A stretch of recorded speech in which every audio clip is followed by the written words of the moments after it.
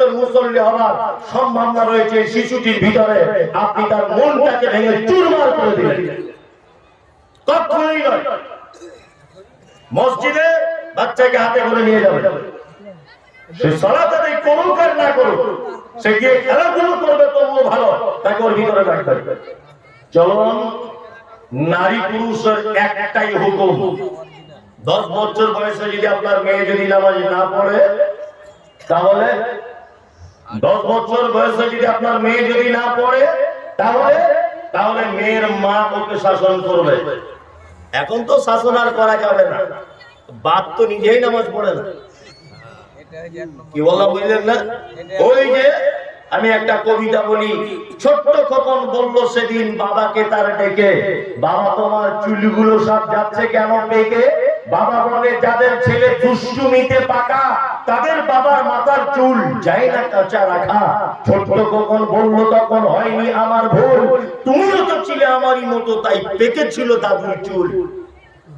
কি বুঝলেন? একটা বাচ্চা ছেলে তার বাপকে ডেকে বলছে আব্বা তোমার চুলগুলো পেকে যাচ্ছে কেন? বলছে ওরে যাদের ছেলেরা খুব বদমাইশ না, টেনশনে চুল পেকে যায়। তখন ছেলেটা বলছে তাহলে দাদুর চুল পেকেছিল কারণ তুমিও মাল্টিভিটামিন ছিলে, দাদুর তাহলে চুল পাকলো কি করে? এখন যদি আপনার 10 বছরের ছেলেটাকে একবারই মারতে যান, আর ও যদি ঘুরিয়ে গ্রামের একটা মুরব্বিকে জিজ্ঞেস করে যে আমার আব্বা নামাজ পড়েছে, নামাজ ধরেছে কত বছরে গো চাচা? বলছে তোর বাপ ধরেছে তো আজকে 3 বছর, বয়স 60 বছর। বেটা যদি ঘুরিয়ে বলে তুমি তো 57 বছর বয়সে নামাজ ধরেছো আর আমাকে 10 বছরের জন্য মারতে এসেছো, এটা বলতে পারে কি পারে না? পারে।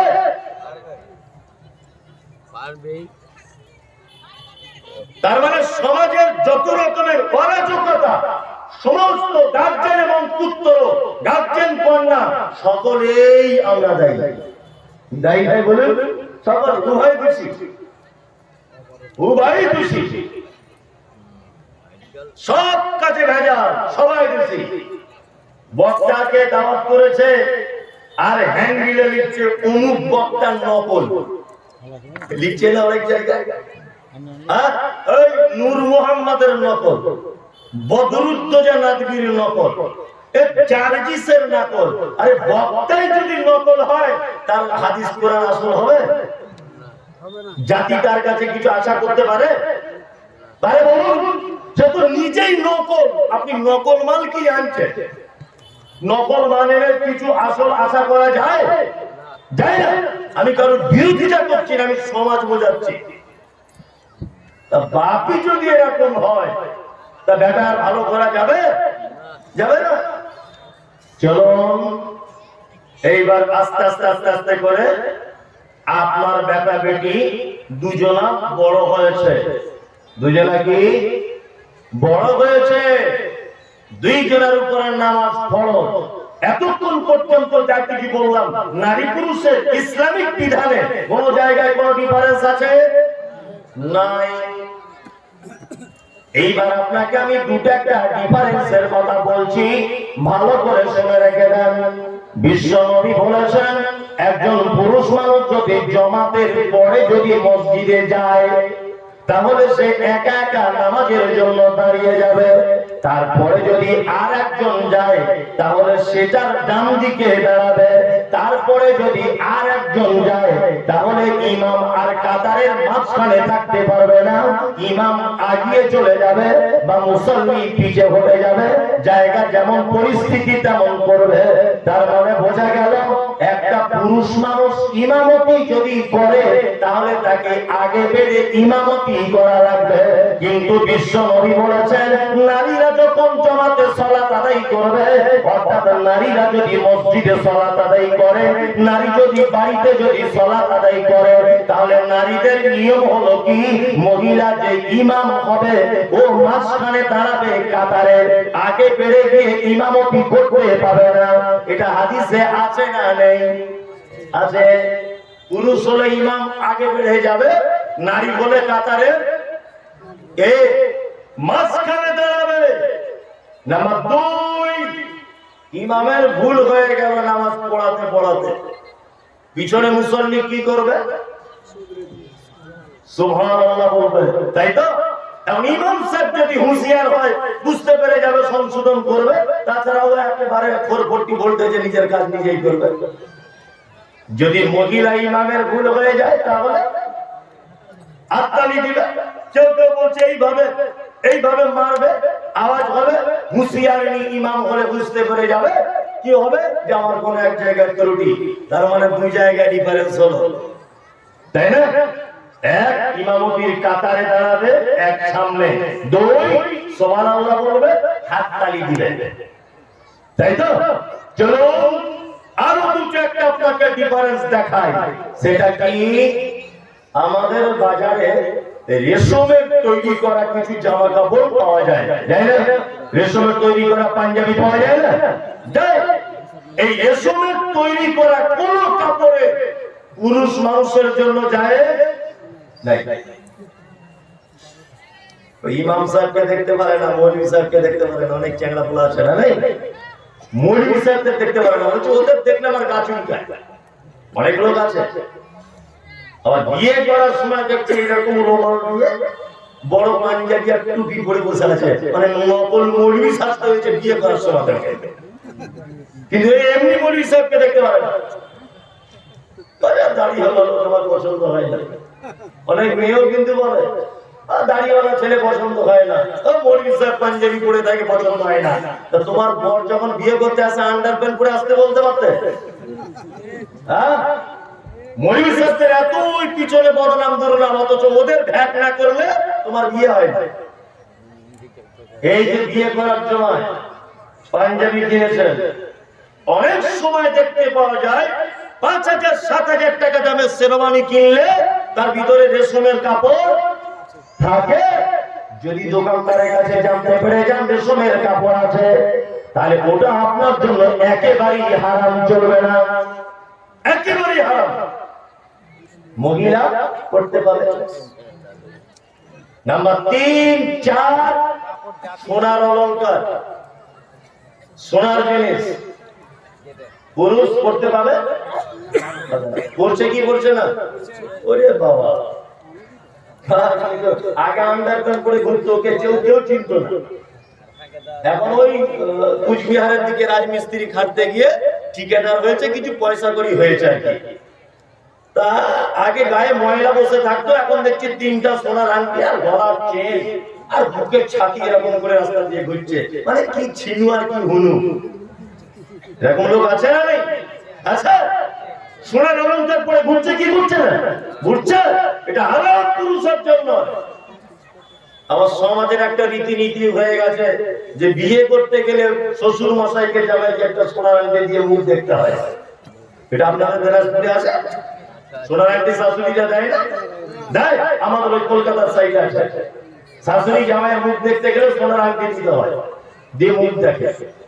আল্লাহু আকবার। হারাম জিনিস দিয়ে জামাইয়ের মুখ দেখতে শাশুড়ি মা। চলুন, নারী যদি হয়, ওর যদি 1 কুইন্টাল যদি গায়ের গয়না থাকে, জাকাত দেওয়ার পরে সবটাই অলংকার হিসেবে করতে হয়। সোনার আংটি পরেন কেন? চেন গলাতে লাগান কেন? আবার অনেক ছেলেকে দেখতে পাওয়া যায় যে কানে দুল দিয়ে ঘুরছে, দেখতে পাই না? মানে ওই ছেলে না মেয়ে ওকে বুঝাই বড় মুশকিল। আর এর মাঝখানে যারা আছে মনে হয় তারা, আমি আর নাম বলছি না, দেখতে পাওয়া যায় কি যায় না? যায়। আরে অলংকার ইসলামের নারীদের জন্য বৈধ। কারণ কি বলুন তো? এ তো একটা মারাত্মক লজিক আছে। লজিকটা কি? আচ্ছা বলুন, সারা পৃথিবীতে সুন্দর কে, নারী না পুরুষ? পুরুষ। বলছে নারী, মানে ও মেয়ে ছেলে ছাড়া কিছু বুঝে না, বলছে নারী। পৃথিবীতে সব থেকে সুন্দর হচ্ছে পুরুষ। ওই জন্য ইসলাম ওদের অলংকার নিষেধ করেছে। পুরুষ খালি গায়ে থাকলেও পুরুষ, পাঞ্জাবি থাকলেও পুরুষ, শার্ট পরে থাকলেও পুরুষ, ও গেঞ্জি পরে থাকলেও পুরুষ, ও আন্ডারপ্যান্ট পরে থাকলেও পুরুষ। আর একটা মহিলা 2টো থালা মেজে এসে দেখছে, আবার আয়না দেখছে, দেখবে বাড়িটা ঘরটা মুছে দেওয়ার পরে দেখছে আবার আয়না দেখছে যে মুখে কালি লেগে আছে কিনা।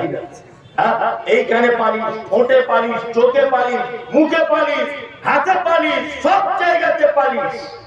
তার মানে কি, ও নিজেও জানে আমি সুন্দর নয়, আমাকে পালিশ দিয়ে ওকে দেখাতে হবে, তাছাড়া পছন্দ করবে না। কি বলছি বুঝতে পারছেন না? পৃথিবীতে দুটো কথা আছে, ধারণা আজকে জেনে নেন। এক, পুরুষ হচ্ছে সব থেকে সুন্দর, গরু দুটো লিঙ্গ, তাই না? নারী আর পুরুষ, কোন গরুটা দেখতে ভালো? পুরুষটা। বাঘ আর বাঘিনী, বাঘিনীর গোপদারি কিছু নাই, আর বাঘ গর্জন কি বড় বড় গোপদারি আছে, তার গর্জন হয় না? আপনি মুরগি আর মোরগের দিকে দেখুন, মোরগের মাথাতে ফুল আর গলার ভয়ে কি, আর দেখতে কি চমৎকার, সুন্দর কি সুন্দর নয়? সারা পৃথিবীর স্ত্রীলিঙ্গরা সুন্দর নয়, তাকে সুন্দর করতে হয়, আর পুরুষ লিঙ্গরা অটোমেটিকলি সুন্দর। আর একটা জিনিস জিজ্ঞাসা করি, আচ্ছা বলুন তো, পৃথিবীতে নারীর লজ্জা বেশি না পুরুষের লজ্জা বেশি? পুরুষের। এরা আন্দাজে করে বলছে যে যদি আবার বরবাদ হয়ে যায়, বলুন লজ্জা বেশি কার? এই তোমরা বলি ভাগ ভাগ করিও না, ওই লোকগুলো বলুন লজ্জা বেশি কার? হ্যাঁ বলছেন নারী। কে বলেছে নারী? লজ্জা বেশি পুরুষের। যদি বলছেন কেমন, আপনাকে আমি দেখাবো। এখান থেকে বাসে করে মালদা যান, বাসের ভিতরে বসে আছে 30 জন পুরুষ মানুষ। আচ্ছা বলুন তো, একজন পুরুষ মানুষের পেট দেখা যায় না? যদি ওর পেট দেখতে ইচ্ছে করে, জামার বোতাম খুলে দেখতে হবে। ওই বাসের ভিতরে 40 জন মেয়ে ছেলে ছিল, দেখবেন 20 জন মেয়ের পেট দেখা যাচ্ছে, যায় কি না? তার মানে পুরুষ বাইরে বার হলে তার দেহকে ঢেকে রাখে যাতে কেউ দেখতে না পায়, কিন্তু নারী আবার এমন একটি জাতি যে বাইরে বার হলে খুলে বার হয় যাতে আমার দিকে লোক দেখে, মানে উল্টা হয়ে গেছে। ঘটনা কি ঠিক বলছি কিনা, বাস্তব কিনা? বাস্তব, বাস্তব। আপনার লজ্জা লাগলেও কিছু করার নেই, শরম লাগলেও কিছু করার নেই, ঘটনা যে সত্য। সত্য নয়? সত্য। সোনার অলংকার নারী পড়বে, পুরুষ পড়তে পারবে না। আর একটা নিয়ম নীতি বাজারে আছে যে বিবাহের অনুষ্ঠানের সময় দেখবেন অনেক সময় ছেলেরা হাতে মেহেন্দি লাগায়, লাগায় কি লাগায় না? লাগায় কি লাগায় না? ঈদের দিনে ছেলেদের হাতে দেখতে পাওয়া যায় মেহেন্দি, গ্রামে জলসা হাতে দেখতে পাওয়া যায় মেহেন্দি, মেহেন্দি দেখতে পাওয়া যায় কি যায় না? কিন্তু পুরুষ মানুষের জন্য মেহেন্দি একেবারেই চলবে না, হারাম। আল্লাহর নবী জনাবে রাসূলুল্লাহ সাল্লাল্লাহু আলাইহি ওয়াসাল্লাম মসজিদের ভিতরে বসে আছেন বা ঘরের ভিতরে বসে আছেন, কোন এক জায়গাতে একজন মহিলা পর্দার আড়াল থেকে আল্লাহর নবীকে হাত বাড়িয়েছেন। বিশ্ব নবী বলছেন, এই হাতটা কার? এটা নারীর না পুরুষের? তখন মহিলাটা বাইরে থেকে বলছে, ইয়া রাসূলুল্লাহ, আমি একজন নারী। আল্লাহর নবী বলছেন, তুমি যদি নারী হবে তোমার হাতটা কেন পুরুষের মতো? তুমি বাড়ি চলে যাও, দ্বিতীয়বার যখন আমার দরবারে আসবে তখন তুমি মেহেন্দি লাগিয়ে নিবে। তার মানে বোঝা যায় নারী মেহেন্দি লাগাবে হাতে পায়ে, যেখানে তার ইচ্ছা লাগাবে, কিন্তু পুরুষ মানুষ মেহেন্দি লাগাতে পাবে না, ওটা ওর জন্য হারাম। বর্তমানে লাগাচ্ছে কি লাগাচ্ছে না? একদম আজকে থেকে ছেড়ে দেন। আরে মাওলানারা দাড়িতে লাগাচ্ছে, ওটা হাদিসে আছে, আপনিও পাকা দাড়িতে লাগান। এটাই সুন্নত যে দাড়ি সাদা হয়ে গেলে আল্লাহ নবী সাল্লাল্লাহু আলাইহি ওয়াসাল্লাম বলেছেন, ইহুদি খ্রিস্টানেরা দাড়ি কালো করে, তোমরা তাদের বিপরীত করো, তোমরা মেহেন্দি কালার করো, অন্য যে কোনো কালার আপনি করুন, কালো করতে পারবেন না। কিন্তু আমরা সেই ঘুরে ঘুরে ইহুদি খ্রিস্টানদের মতো কালো করছি, মানে শিং ভেঙে বাছুরের দলে ঢোকার লাইন করছে। ও শিং উঠেছে, শিং দুটো ভেঙে এখন ভাবছে বাছুরের দলে যাবো। ও 60 বছরের বুড়া, ওর গায়ের চামড়া দেখলে বোঝা যায় চুল কালো হয়ে আছে, একটা কুচকুচ কুচকুচ করছে। লোককে কি বোকা বানাতেছে, লোক বুঝে না। নবীজির হাদিস কি? নবীজির হাদিস, যদি কেউ কালো চুল, পাকা চুল যদি কালো করে, ও তো জান্নাতে যাবে না, যাবে না, জান্নাতের ঘ্রাণ পর্যন্ত পাবে না। যার ঘ্রাণ 1000 বছর দূরে থেকে যার ঘ্রাণ পাওয়া যায়, সে তার ঘ্রাণটা পর্যন্ত পাবে না। এইখানে অনেক পুরুষ মানুষ বসে আছে কালো করার লোক, খুঁজলে মনে হয় পাওয়া যাবে, যাবে না। আচ্ছা বলি যায় কি করবো, বেঁকে গেছে কি করবো, বেঁকে গেছে গেছে, অনেকজনকে চুল নাই নেড়া, তা সে কি করবে? চাল কাতরা মেখে ঘুরবে? তোমার তো তোমার আছে পেকেছে, আর যার নেই সে কি করবে? অনেক টাকা লোক আছে না, আছে তো কি করবে? আল্লাহু আকবার। যাই হোক, তাহলে নারী পুরুষের কিছু ডিফারেন্স আপনাকে এই পর্যায়ে দেখালাম, তাই তো? চলুন এইবার আপনাকে একটা কঠিন প্রশ্ন করছি, উত্তরটা ভালো করে দিয়েন। এক, আচ্ছা বলুন তো, নারীর সম্মান বেশি না পুরুষের সম্মান বেশি? এইবারে চাচা আমার বলছে পুরুষের। একদমই নয়, নারীর সম্মান বেশি। ইসলামের ইতিহাসে এটা একটা মারাত্মক ইতিহাস। গোটা বর্ষ, গোটা পৃথিবী ইতিহাসে এটা একটা মারাত্মক ইতিহাস, যে পৃথিবীর ইহুদি খ্রিস্টান হারি চুয়াত্তর মারবাদী ছুতোর মতো কোন ধর্মাবলম্বী মানুষ নারীকে স্বাধীনতা দেয়নি, নারীকে ভালোবাসেনি, নারীর ন্যায্য অধিকার দেয়নি। ন্যায্য অধিকার দিয়েছে কে? ইসলাম। আইয়ামে জাহেলিয়া আল্লাহ নবী সাল্লাল্লাহু আলাইহি ওয়াসাল্লাম যে যুগে জন্মগ্রহণ করেছিলেন, যুগটার নাম কি? আইয়ামে জাহেলিয়া। আইয়ামে জাহেলিয়া মানে মানুষ তার বেটির সঙ্গে যৌবনের সম্পর্ক করত। আইয়ামে জাহেলিয়া মানে ফুপুর সঙ্গে ভাতিজা প্রেমের সম্পর্ক করে শারীরিক সম্পর্কে লিপ্ত হতো। আইয়ামে জাহেলিয়া মানে মা তার বেটার সঙ্গে ব্যভিচার করত। আইয়ামে জাহেলিয়া মানে ভাই তার বোনের সঙ্গে ব্যভিচার করত।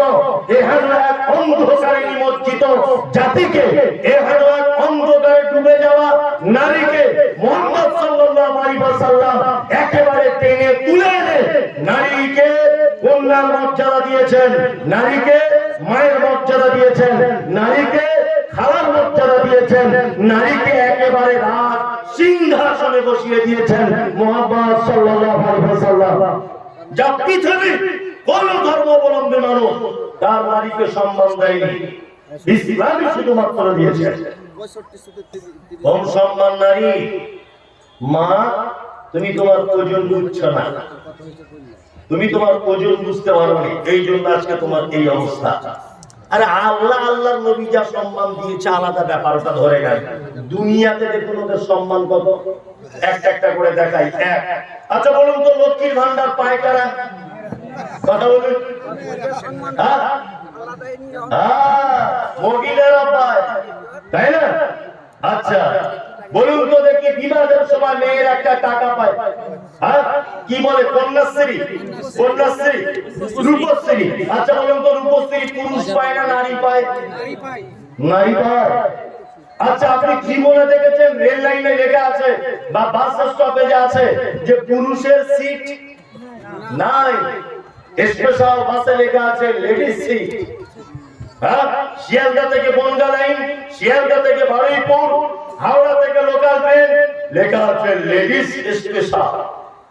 আছে না নেই? আছে।